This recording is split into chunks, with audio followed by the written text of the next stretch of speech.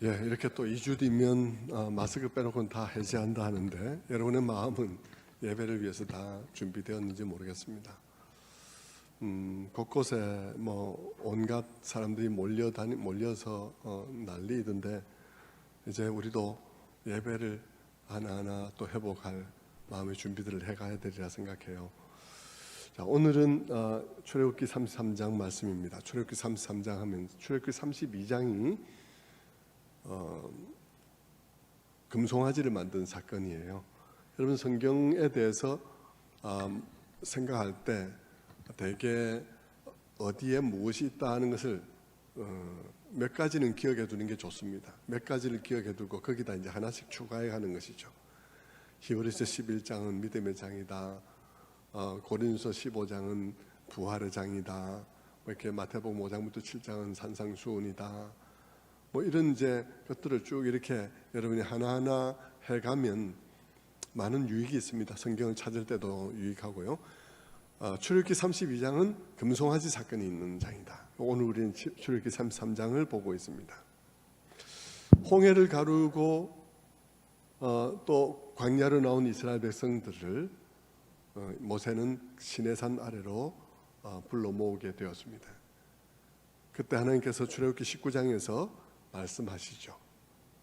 너희가 나의 특별한 백성이 되겠느냐?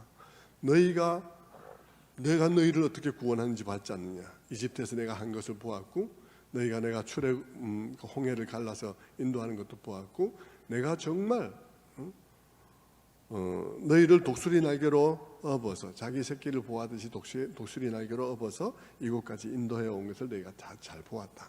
자, 이제 너희가 어떻게 하겠느냐? 나의 말을 잘 듣고 나의 목적을 위해서 특별히 구별되어진 나의 백성이 되겠느냐? 어떻게 하겠느냐? 이렇게 물었을 때 그들은 다 네, 그렇게 하겠습니다 라고 대답을 하게 되죠. 그래서 그 대답에 근거해서 하나님과 이스라엘 백성들이 언약을 맺게 됩니다. 이제는 언약 백성이 되는 것이죠. 언약 백성이 된다는 말은 두 관계가 약속 아래에 있다는 의미에 있어서 결혼 관계에 들어간 거나 마찬가지입니다.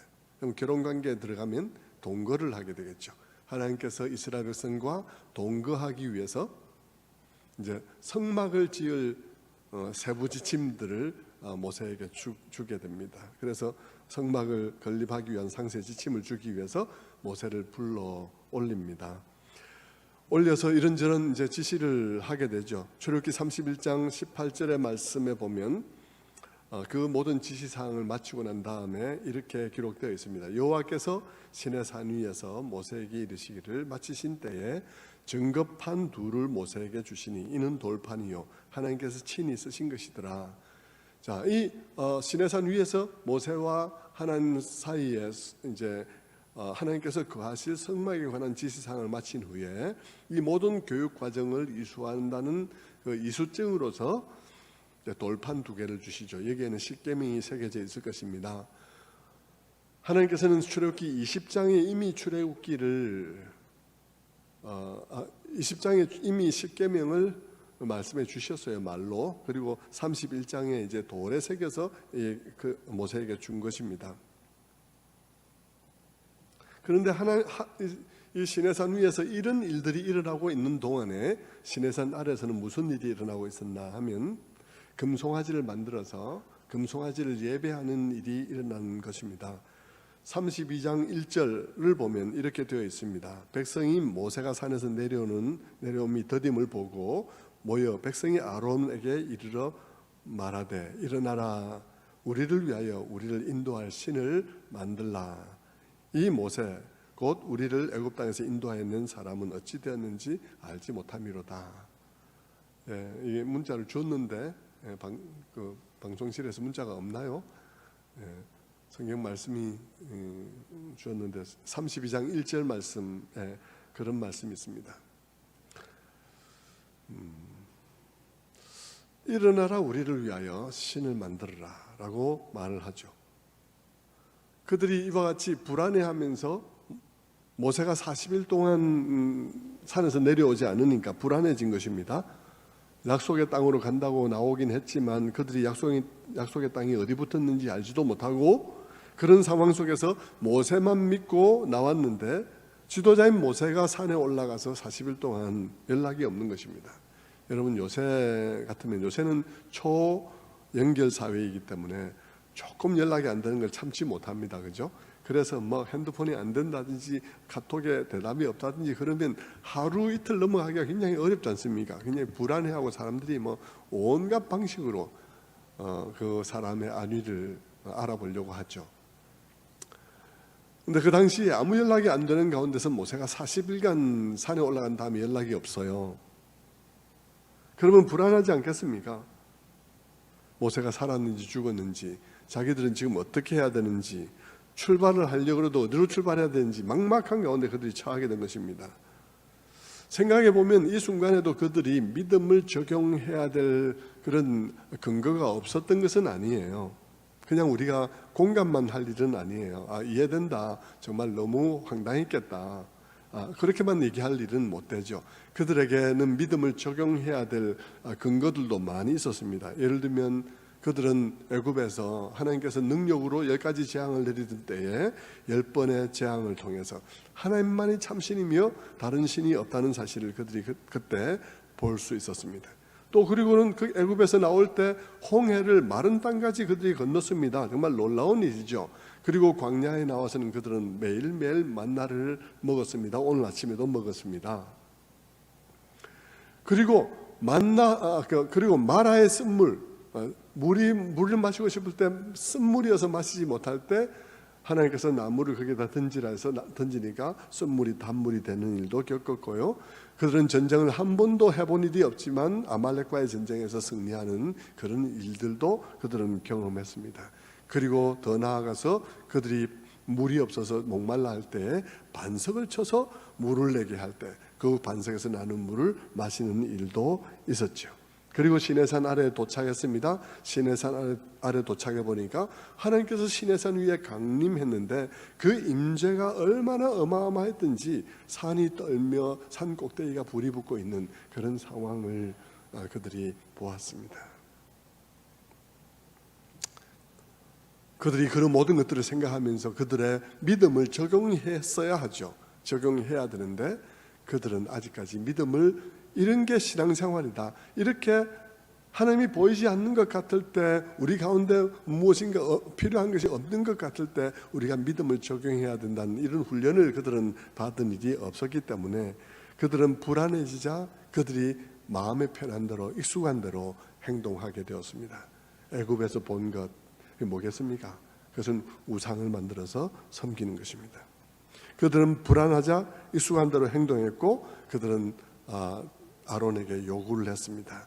우리를 위하여 우리를 인도한 신을 만들어라. 우리를 위하여 우리를 인도할 신을 만들어라. 여러분, 곰곰이 이 한마디를 묵상해 보십시오. 우리를 위하여 우리를 인도할 신을 만들어라. 뭐라고 생각됩니까? 어떤 느낌이 듭니까? 이거야말로 말할 수 없는 자가당착이에요. 우리를 위하여 우리를 인도할 신을 내가 만들어야 되는 것입니다.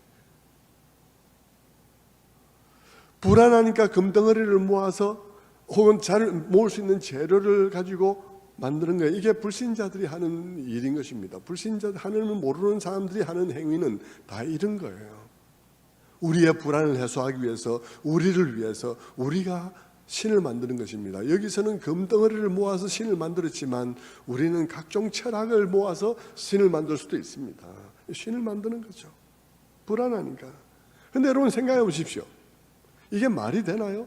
내가 지금 불안한데 내가 내 불안을 잠재울 신을 내가 만들면 그 신이 나에게 진짜 위로가 될까요? 그 신이 정말 위기에서 나를 지킬 수 있을까요? 내가 나를 못 지켜서 정말 불안하고 내가 정말 나를 지킬 수 있을까 없을까 불안해하는 그때에 내가 만든 신이 나를 그 불안 가운데 지킬 수 있을까? 이건 말이 안 되지 않습니까? 내가 불안해서 도저히 내 마음을 억누를 수 없는 그런 공포 가운데 내가 시달릴 때 그 신이 나를 위로하고 나를 그 공포로부터 지킬 수 있을까요? 없죠.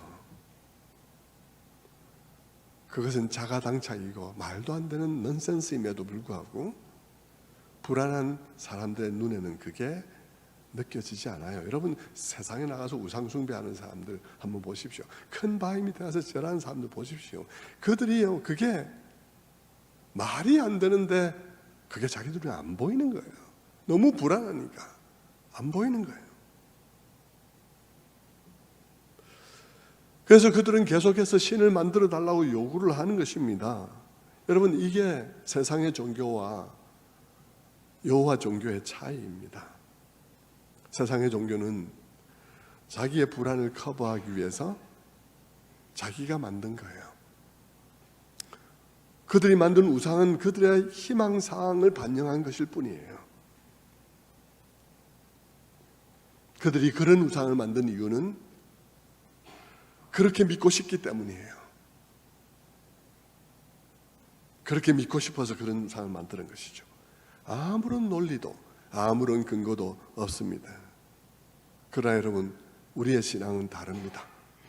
우리의 신앙은 그렇게 믿고 싶어서 믿는 게 아니에요. 우리가 그렇게 믿고 싶어서 이런 신을 만들어낸 게 아니고요. 우리가 그렇게 믿는 이유는 하나님께서 그렇게 알려오셨기 때문입니다. 하나님께서 그렇게 말씀하셨기에 그렇게 믿는 것이죠. 여러분 아십니까? 여러분, 세상의 모든 신들은 사람들이 불안해서 그런 신을 만들어내었지만 우리가 믿는 하나님은 세상 누구도 찾지 않을 신이라는 사실을 아십니까? 여러분, 누가 이 세상의 사람들이 하나님처럼 불편할 신을 만든단 말입니까? 나의 계획과 나의 희망사항을 받들어도 모자랄 판에 우리의 희망사항, 우리의 바람이 아닌 자기 계획을 가지고 계신 하나님을 만든단 말입니까? 예? 세상에 어떤 사람들이 나를 심판할 하나님을 만든단 말입니까? 예? 나와 같은 죄인들을 심판할 신을 누가 세상 사람들이 만든단 말이에요. 우리가 믿는 하나님은 우리가 찾지도 않고 우리가 바라지도 않는 그런 신이에요.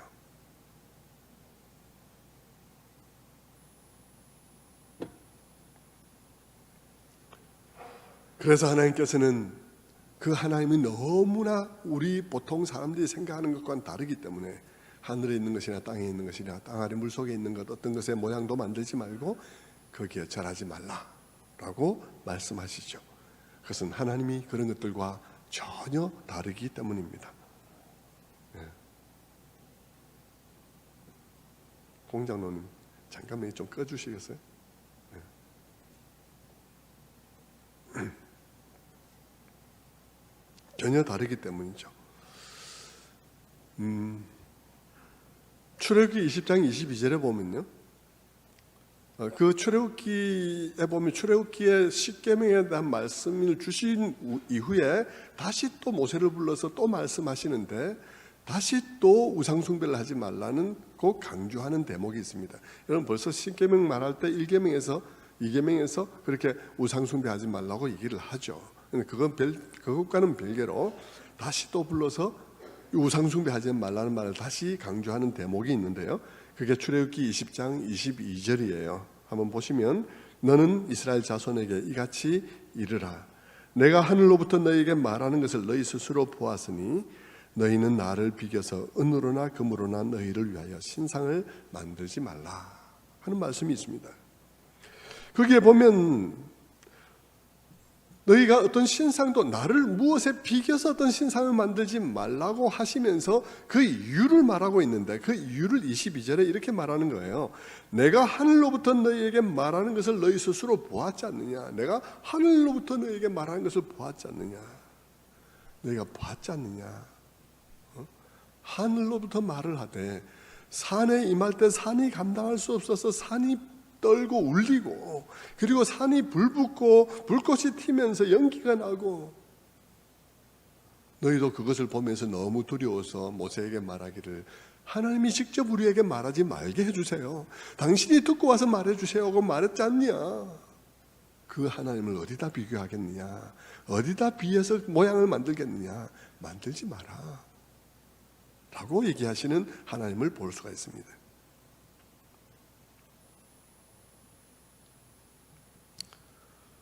그들은 그 말씀들과 그 말씀도 생각하고 지금까지 경험한 모든 것도 생각해서 적용해야 했던 것이죠. 그래서 합당하게 믿음을 적용하면서 반응을 해야 되는데, 그런 믿음 생활에 익숙지 않던 그들은 익숙한 대로 행동을 해버리고 만 것입니다. 그래서 그들이 말한 것이 금송아지를 만들었던, 그들이 했던 것이 금송아지를 만든 거예요. 금송아지를 만들고는 그들이 말했습니다. 이스라엘아, 이는 너희를 애굽 땅에서 인도하여낸 너희의 신이로다. 아론은 거기다 오히려 더 덧붙여서 말하기를 내일이 여호와의 절기다. 절기란 말은 잔치날이다, 이런 말입니다. 내일 잔치하자, 이 말인 것입니다. 그래서 그 다음 날에 그들은 화목제를 드리고 또 번제를 드리면서 먹고 마시고 뛰놀았던 것입니다. 하나님께서 그것을 보신 거예요. 그리고는 진노하셨습니다. 그리고 모세에게 말씀하시죠. 뭐라 말씀하십니까? 하나님께서 그것을 보시고 모세에게 말씀하시기를, 모세야, 나를 말리지 마라. 내가 저들을 다 쓸어버리겠다. 그리고 너와 함께 다시 새롭게 시작하자. 이렇게 말씀하시는 것을 우리가 보게 되어요. 모세가 놀래가지고 하나님 앞에 엎드려서 기도하죠. 32장 11절에 기도합니다. 하나님, 어찌하여 큰 권능과 강한 손으로 애굽 땅에서 인도하여 내신 주의 백성에게 진노하시나이까? 12절, 어찌하여 애굽 사람들이 말하기를 여호와가 자기 백성을 산에서 죽이고 지면에서 진멸하려는 악한 의도로 인도하여 넣었다고 말하게 하시려 하나이까? 주의 맹렬한 노를 그치시고 뜻을 돌이켜서 주의 백성에게 화를 내리지 마옵소서. 그러면서 이제 모세가 또 계속해서 말하죠. 13절에 주의 종 아브라함과 이삭과 이스라엘 곧 야곱을 기억하옵소서. 주의 종 이스라엘과 아브라함과 이삭과 야곱을 기억하옵소서. 주께서 그들을 위하여 주를 가리켜 맹세하여 이르기를 내가 너희의 자손을 하늘의 별처럼 많게 하고 내가 허락한 이 온 땅을 너희의 자손에게 주어 영원한 기업이 되게 하리라 하셨나이다. 모세는 하나님 앞에 나가서 기도했습니다. 첫째는 하나님의 이름을 위하여. 하나님, 다른 사람한테 이런 얘기 들을 필요가 있습니까? 당신이 데리고 나온 백성들을 이렇게 여기서 멸절을 시키면 무슨 소리 들으려고 하는 것입니까? 그리고 두 번째로는 하나님 말씀에 근거해서 말하죠.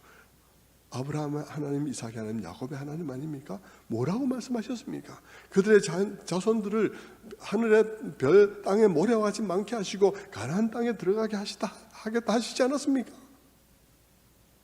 그렇게 기도를 한 거예요. 그렇게 해서 하나님께서 뜻을 돌이키고 화를 내리지 않았다라고 성경은 말하고 있습니다. 여러분, 성경을 읽을 때 조금 학년이 높게 읽었으면 좋겠어요. 학년이 낮은 학생처럼 성경을 읽을 때 이 성경이 지금 우리에게 무슨 말을 하려는가를 잘 이해하지 못한 채 문자 그대로만 읽어가지고 와, 이 봐라, 이거 모세가 하나님보다 더 너그럽네. 하나님보다 모세 때문에 이스라엘 백성들이 살았구나. 이래 얘기하면 정말 유치하게 읽는 거예요. 성경은 우리들에게 무언가 전달하기 위해서 이 얘기를 쓰고 있는데요. 오해하지 마십시오. 모세가 하나님보다 더 너그러운 건 아닙니다. 어떤 점에서 이런 이야기들을 성경 속에 넣은 것은 하나님께서 이 이스라엘 백성들을 사랑함에 있어서 어떠한 인내와 어떠한 자비가 필요했는지를 우리들에게 이런 이야기를 통해서 보여주는 거예요. 여러분, 모세가 하나님보다 더 너그럽겠습니까? 여러분들은 하나님이 어떤 하나님이신지 아시잖아요. 지금까지 창세기 얘기 다 들었잖아요. 아브라함의 하나님, 이삭의 하나님, 야곱의 하나님, 그 하나님 어떤 하나님이신지 아시잖아요. 어떤 하나님입니까? 그 하나님이 쉽게 이런 일로 그래, 다 멸절시키고 다시 시작하자 이렇게 말씀하시던 하나님이던가요? 그런 하나님 아닙니다, 여러분. 그런 하나님 같으면 벌써 창세기에서 수십 번 다시 시작했어야 돼요. 그런 하나님 아닙니다. 하나님께서 이삭과 야곱과 그 아들들을 거쳐서 이 시점까지 오게 하실 때에는 그들에게 이와 같은 중대한 문제가 없어서 지금까지 온 게 아니에요. 그런데 지금 와서 그렇게 하실 이유가 없잖아요. 하나님께서 여기서 짐짓 노하심을 나타내시고 모세가 그것을 가로막는 형식을 취해서 얘기하지만 정작 말씀하시고자 하시는 것은 하나님께서 이렇게 진멸할 수밖에 없는, 진멸하시자면 수십 번 진멸해야 될 사람들에게 어떤 긍휼을 베푸셨는지를 드러내기 위해서 이 이야기들을 기록하고 있는 거예요. 그냥 넘어가면 그게 나타나겠습니까? 그냥 뭐 용서 구하지도 않는데 용서하고 다 넘어가면 누가 그걸 알아먹어요? 그런 거죠. 아무튼 모세는 하나님 앞에 간절히 기도하고 자기가 하나님 마음을 돌이킨 줄 알고 이제 내려왔죠. 일단 손에는 두 증거판이 들려 있었습니다. 그가 정말 혼신의 힘을 다해서 기도하고 증거판을 들고 내려왔는데 그의 눈에 들어온 장면은 뭐겠습니까? 아직까지도 요란하게 떠들면서 뛰놀고 있는 이스라엘 백성들이었습니다. 그는 그것을 보는 순간 이번엔 자기가 화가 났습니다. 그래가지고 그 돌판을 던져서 깨뜨려 버렸어요. 그리고는 금송아지를 불로 태우고는 그리고는 그것을 갈아버렸어요. 가루를 만들어 버렸어요. 이 모든 일들을 수습하는 과정 속에서 수많은 사람들이 목숨을 잃기도 했습니다. 그런 후에 모세가 다시 하나님 앞에 나아가게 된 것입니다. 그게 33장이에요. 오늘 우리가 읽은 본문이 33장에 있는 후반부에 속한 것이죠. 자, 33장 전반부에 보면 이렇게 시작을 합니다. 33장 1절에 이렇게 시작합니다. 여호와께서 모세에게 이르시되 너는 내가 애굽 땅에서 인도하여 낸 내 백성과 함께 여기를 떠나서 내가 아브라함과 이삭과 야곱에게 맹세하여 내 자손에게 주기로 한 그 땅으로 올라가라. 내가 사자를 너보다 앞서 보내어 가나안 사람과 아모리 사람과 헷 사람과 브리스 사람과 히위 사람과 여부수 사람을 쫓아내고 너희를 젖과 꿀이 흐르는 땅에 이르게 하려니와 나는 너희와 함께 올라가지 아니하리니 너희는 목이 곧은 백성인즉 내가 길에서 너희를 진멸할까 염려함이니라 하시니. 하나님께서 이렇게 말씀하셨어요. 다시 말씀드리면 이렇게 말하는 셈이에요. 하나님께서 모세야, 내가 약속은 지킬게. 그러면 내가 약속을 지킬게. 네가 백성들을 데리고 가나안 땅으로 들어가거라. 내가 땅을 주겠다고 약속했으니까 그 약속은 내가 지키마. 그러나 나는 같이 올라가지 않겠다. 왜냐하면 내가 같이 올라가다가는 내가 올라가던 중에 속에서 화가 나서 다 진멸할까 염려돼서 같이 올라가지 않겠다. 이렇게 얘기를 한 것입니다. 여기서도 물론 하나님께서 이스라엘 백성들을 그런다고 진멸하지 않을 겁니다. 왜냐하면요, 하나님은 이미 옛날에 이게 다 아시고 그의 아들을 내어주기로 작정하시고 이 일을 시작하신 분 아닙니까? 아들을 내어주기로 작정하고 시작하신 분이 여기서 뭐 다 진멸한다? 아니죠. 다 알고 시작하신 분이신데, 그러니까 이 얘기가 진짜 진멸한다는 얘기가 아니라 얼마나 진멸해야 마땅한 일들을 하나님께서 참으시면서 지금 이 순간까지 왔느냐 하는 얘기를 하고 있는 것입니다. 아브라함을 부르시고 이삭과 야곱을 거쳐서 이스라엘 백성들의 역사를 거쳐서 마침내 그 아들이 유대 땅에 오시기까지 그 동안에 하나님께서 이런 일들을 얼마나 수없이 겪으면서 왔겠냐를 우리들에게 상상하게 하시는 것이죠.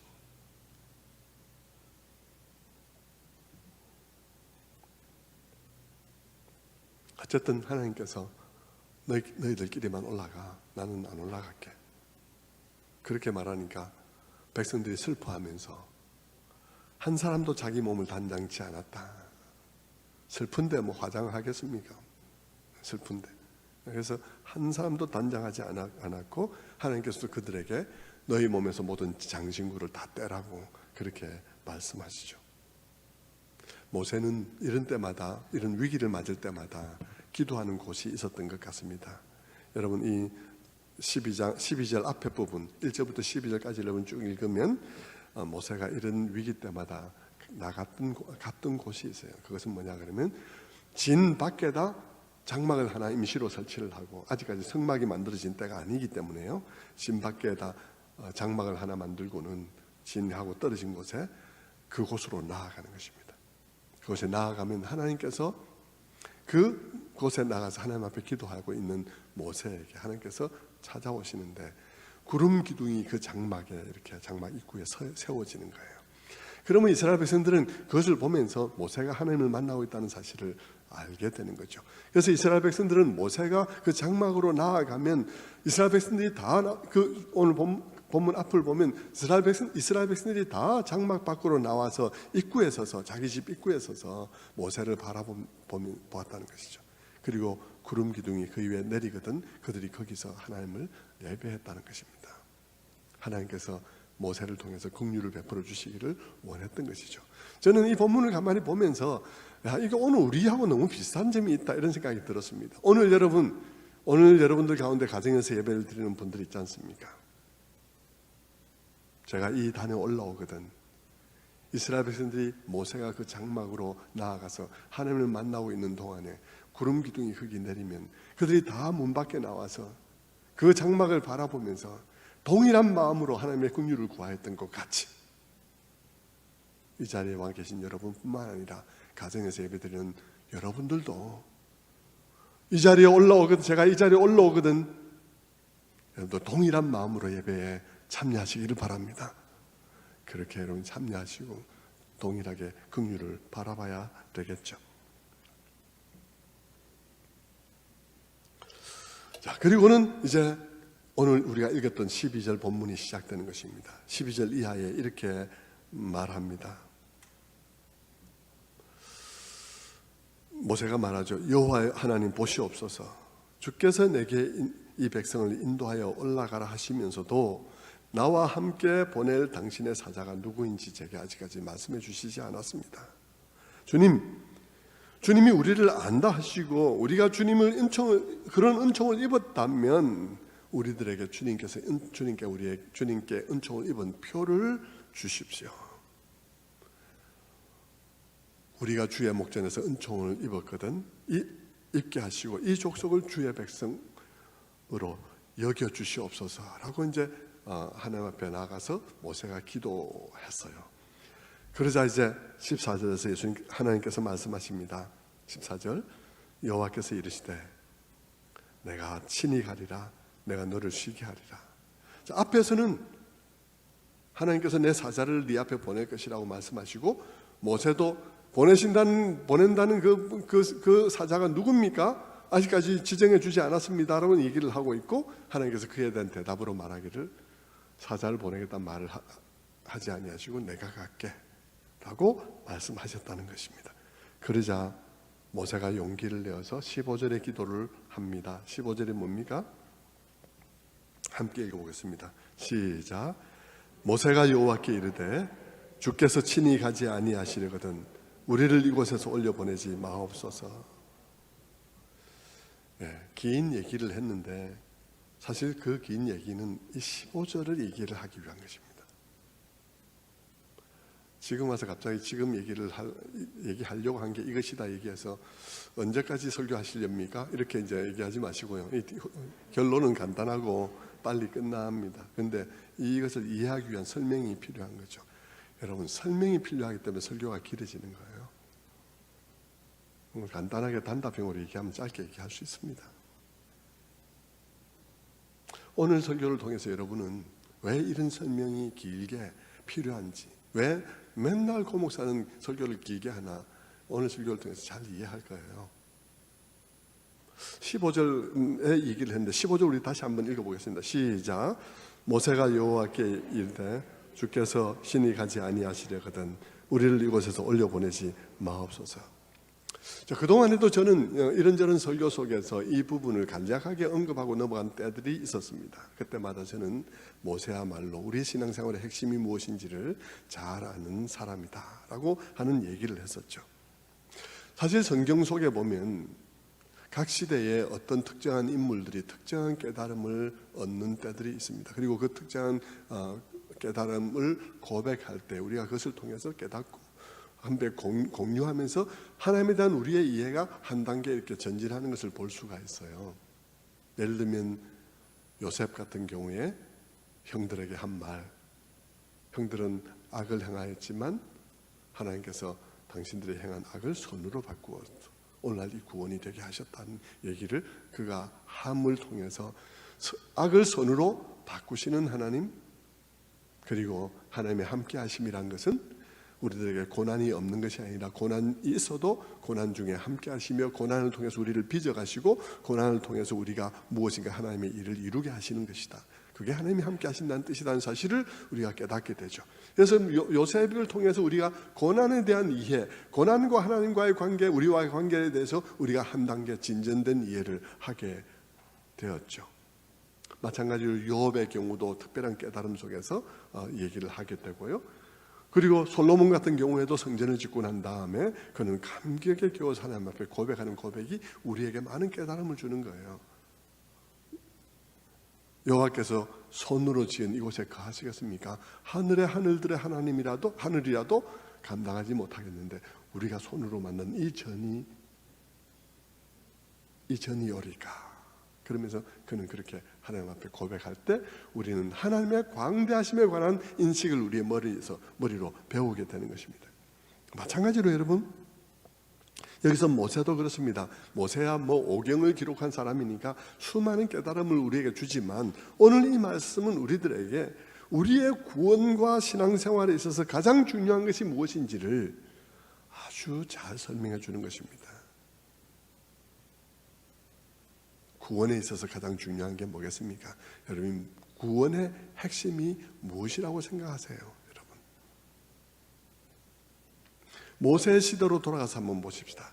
모세의 시대의 모세가 이끄던 그 사람들에게 그들의 구원에 있어서 가장 중요한 게 뭐겠습니까? 모세는 말하고 있습니다. 가나안 땅에 들어가는 게 아니라는 것입니다. 그들의 구원을 위해서 가장 중요한 것은 가나안 땅에 들어가는 게 아니라는 거예요. 하나님이 함께 가시지 않는다면 그 땅에 들어가는 것은 아무 의미가 없다는 거예요.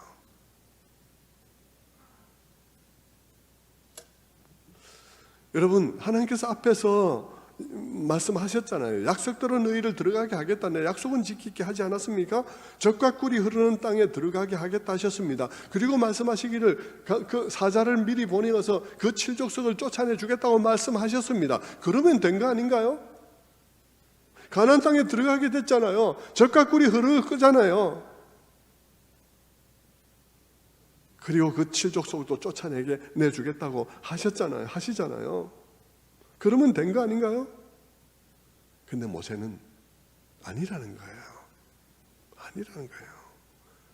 그러면서 여호와께서 친히 함께 가시지 않으면 우리도 올라가지 말게 하십시오 라고 하는 것입니다. 뭐란 말입니까? 하나님의 약속의 핵심, 하나님의 구원의 핵심이 뭐라는 거예요? 그것은 그 땅이나 그 땅에 흐르는 젖과 꿀이 아니라는 거예요. 그것은 하나님 자신이라는 것입니다. 하나님 자신이 하나님의 약속의 핵심이라는 거예요. 하나님 자신이 우리에게 주는 복의 핵심이라는 거예요. 여러분, 그것은 오늘 우리에게 뭘 말하는 걸까요? 우리에게 뭘 시사하겠습니까? 여러분도 생각해 보십시오. 여러분, 복음의 핵심이 뭘까요? 예수 믿고 천당 가는 걸까요? 수많은 사람들은 죽어서 천당 가는 것을 구원의 핵심이라고 생각합니다. 그래서 어떤 사람들은 심지어 다른 세상 사람들 손가락질하면서 너희들은 지옥 가지, 우리는 천당 간다, 그렇게 얘기를 합니다. 얼마나 많은 사람들이 예수 천당, 불신 지옥 얘기를 합니까? 그 말이 틀렸다는 말이 아니라 여러분, 한국 교회가 예수 믿고 천당 가는 게 구원의 핵심인 줄로 생각하고 있다는 것이죠.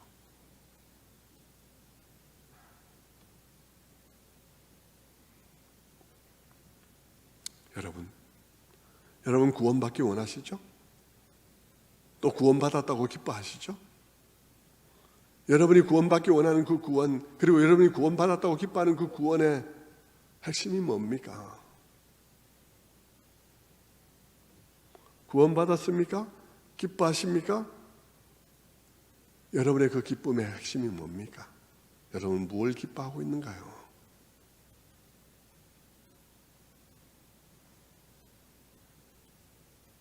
죄사함입니까?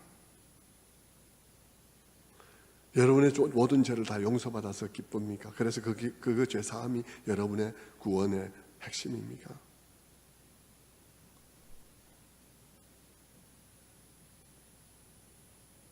죽어서 지옥 안 가는 게 구원의 핵심인가요? 그래서 기쁜가요? 여러분 죽어서 천당 가는 것이 기쁩니까? 영원히 죽지 않고 좋은 데 가는 것, 그래서 눈물 없고 이별 없고 아픈 것이 없고 굶주림도 없고 전쟁도 없고 그곳에 가게 된 것이 여러분이 가장 기뻐하는 기쁨의 이유입니까? 번영입니까? 치유입니까? 여러분은 무엇을 기대하고 무엇을 기뻐하십니까?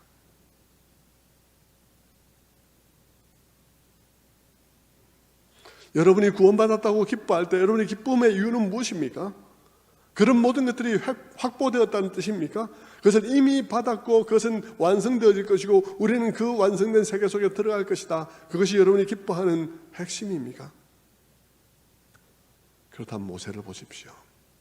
모세는 뭐라 말합니까? 그는 가나안에 들어가는 게 핵심이 아니라고 말하고 있습니다.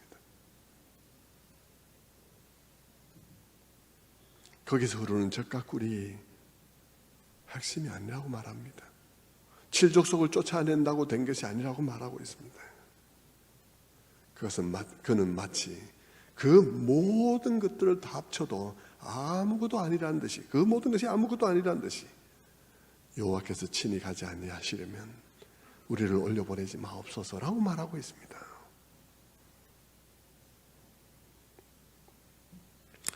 그것은 무슨 뜻입니까?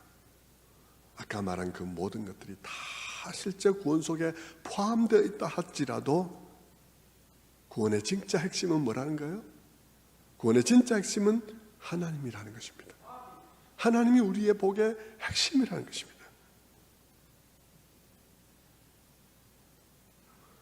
여러분 모세를 한번 보십시오. 모세를 뒤를 돌아보면 모세는요 출애굽을 했습니다. 홍해를 건넜습니다. 유월절 날에 살아남고 구원받았습니다. 여러분 바로의 그 종살이로부터 해방되었습니다. 여러분 그러나 그 출애굽도 바로의 종살이로부터 해방된 그 출애굽도 구원의 핵심이 아니라는 것입니다. 모세가 지금 그렇게 말하고 있잖아요. 가나안 땅에 들어가게 되었지만 그 가나안 땅도 구원의 핵심이 아니라는 것입니다. 구원에는 출애굽도 포함되고 가나안 입성도 포함되지만 핵심은 그런 것들이 아니라 하나님이라는 거예요. 구원은 우리에게 주시는 그 모든 것이 아니라 우리에게 하나님 자신을 주시는 것이라는 것이죠. 우리가 영원히 그분과 함께하는 것, 함께하며 그분의 무한한 영광을 보며 그분의 무한한 아름다움을 보고 그것을 보며 누리며 즐거워하며 감격하며 그렇게 할 수 있도록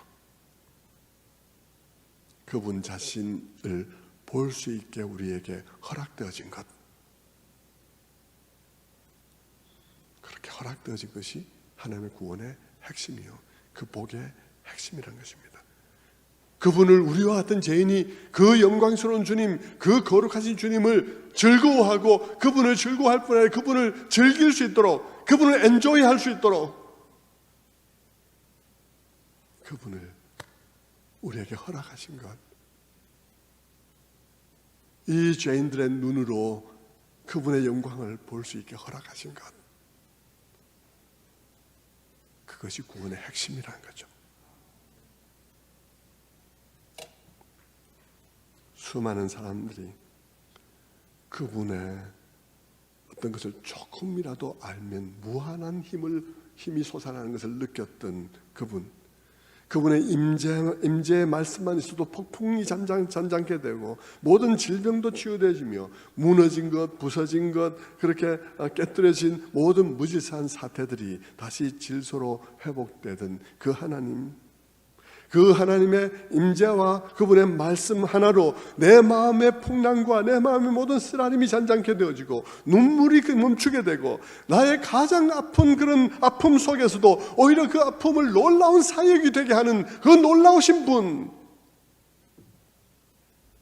그 영광과 광채를 보는 것 하나로 평생 술주정뱅이로 살았던 사람들과 마약 중독자들과 살인자들이 순한 양같이 변화되게 하던 그 하나님, 과연 그분이 어떤 분이신지 보지 않고도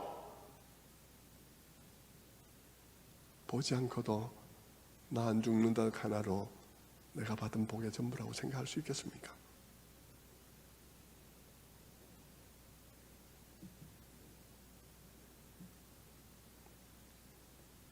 그분을 보지 않고도 천국 간 것을 기뻐하시겠습니까?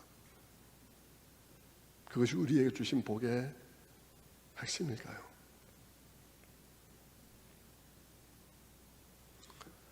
우리에게 주신 복의 핵심은 우리가 그분을 충만하게 뵙고 그분의 선하심과 아름다움을 영원히 즐거워하며 누리도록 허락된 것이 복입니다. 그것이 복입니다. 우리가 바라야 할 소망이죠. 기대죠. 그것을 생각하면 미소가 떠올라야 되는 것이죠. 어떻게 하면 우리와 같은 자들을 위해 그 아들을 내어놓을 수 있었는지, 어떤 분이시길래 그런지 그분을 뵙지 않고도 내가 만족할 수 있습니까? 어떤 분이시기에 우리에게 그와 같은 놀라운 은혜를 주셨는가? 그분을 내가 뵙도록 허락되었는데 내가 그분을 뵙지 않고도 내가 만족하고 행복할 수 있을까요? 그것은 허락된 어떤 것도 충만히 누릴 수 없는 길일 것입니다.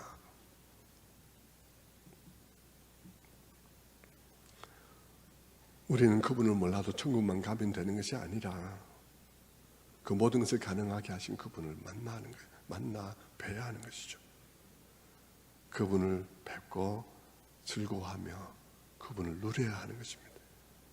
그것이 우리에게 주신 그것이 허락된 것이 우리에게 주신 최고의 복인 것입니다.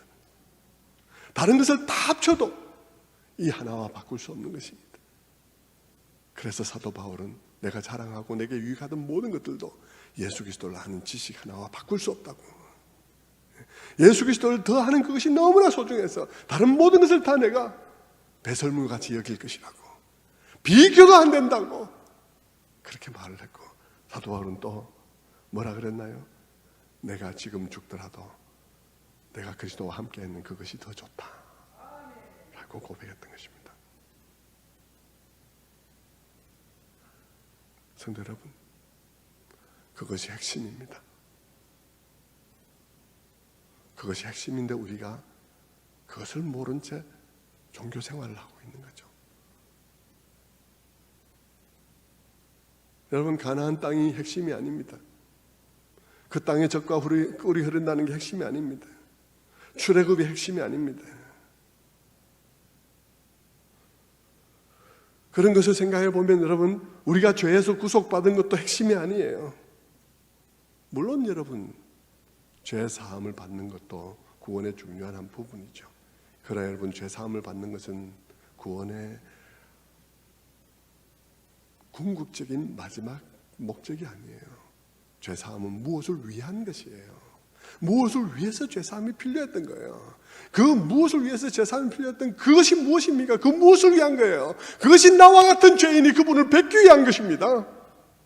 나와 같은 죄인이 하나님께 나아가서 그 영광의 하나님을 보고 그분을 누리며 그분을 두려워하지 않고 즐거워할 수 있도록 하기 위하여 죄 사함이 필요했던 것입니다. 그걸 위하여 죄 사함이 필요했던 것이죠.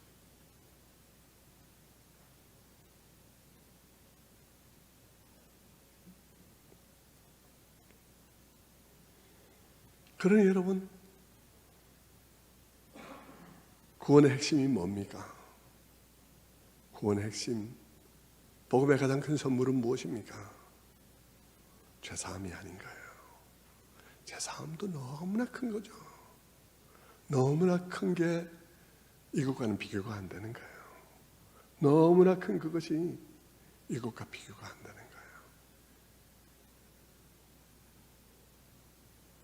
구원의 선물은 천국이 아니에요. 천국은 너무나 위대한 거죠. 너무나 큰 거죠. 근데 그 큰 것이 이것과 비교가 안 되는 거예요. 하나님은 그런 분이십니다. 성도 여러분, 우리의 모든 마음이 그분을 그렇게 알고 그분을 그렇게 사모해야 되는데, 이 세상에는 그렇게 가르치는 가르침이 너무 희박한 거예요. 다들 그냥 부부가 화목하게 지내는 법, 분노하지 않는 법, 역경을 이기는 법, 그런 것들로 가득하고, 그것이 기독교인 양 생각되어지고, 그리고 조금 더 복음적이라 그러면 우리는 죽어도 삽니다, 우리는 천국이 있습니다, 이런 것뿐이죠.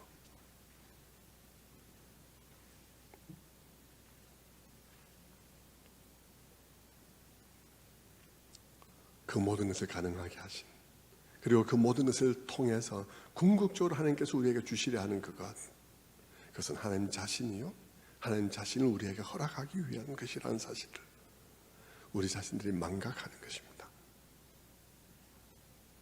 아브라함을 부르시고 이삭을 부르시고 야곱을 부르시고 야곱의 아들들을 부르시고, 그들의 그 모든 허물에도 불구하고 그들을 인내하시고, 그리고 마침내 그들의 계보를 통해서 자신의 아들까지 우리에게 내어주신 하나님,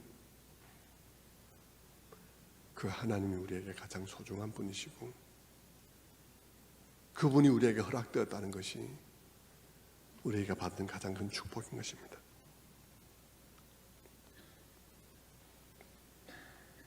바라건대 우리 모두는 그 하나님을 바로 알고, 그 하나님을 뵙고, 그 하나님을 알고 그 하나님을 누리도록 허락해 주심을 무한 감사하면서 그것을 받고, 그리고 그 날을 우리의 마음속에 전심으로 기대하는 그런 성도들이 다 되어야 할 것입니다.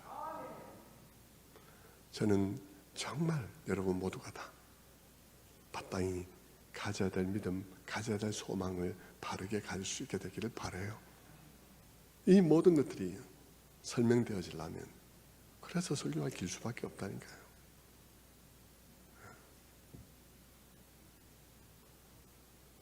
여러분, 긴 설교가 좋죠? 네, 여러분 그렇게 이해하시고 이 말씀 붙잡고, 참 너무 지엽적인 것, 작은 것 아니라 여러분 자신들의 눈으로 그 여호와 하나님을 바라고 그분을 뵐 날을 기대하는 여러분들 다 되시기를 주님의 이름으로 축원합니다. 기도하겠습니다. 아버지, 감사합니다. 주의 말씀은 정금과 같습니다. 송이 꿀보다 더 답니다. 이 세상에 그 어떤 단 것이 우리의 마음을 이와 같이 흡족하게 할 수 있겠습니까? 하나님, 우리의 마음이 이 말씀을 잘 기억하게 하시고 마음속에 잘 새기게 하여 주셔서 진정 우리가 소망하고 갈망하며 바라야 할 것이 무엇인지를 알고 그것을 갈망하게 하여 주옵소서. 우리에게 하나님 자신이 허락된 것을 알고 그 하나님을 뵐 날들을 우리의 마음에 깊이 갈망하면서 사나 죽으나 주님의 것으로서 살아가는 주의 모든 백성들 다 되게 하여 주옵소서.